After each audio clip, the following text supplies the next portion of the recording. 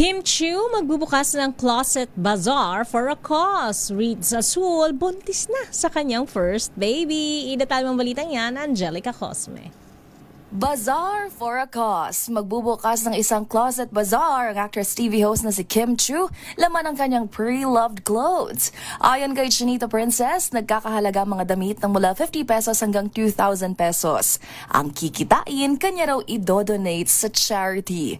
Bubuksan ng Kim Chiu Closet Bazaar mula January 28 hanggang February 1 sa 33 Scout Santiago Street, Diliman, Quezon City.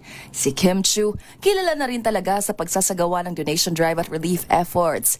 Mga gunita na noong nagdaang taon nga, personal nitong inasikaso ang pagtulong sa mga biktima ng lindol sa Cebu na kanyang home province. Samantala, sa iba pang balita, it's a boy! Soon-to-be mom na si Ritz Azul.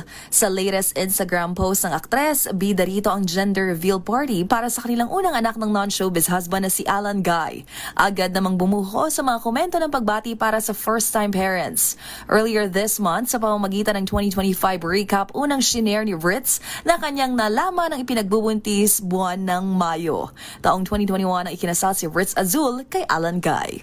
At yan ang latest sa mundo ng mga sikat. Ito po ang inyong showbiz angel ng DZRH TV, una sa Pilipinas, una sa...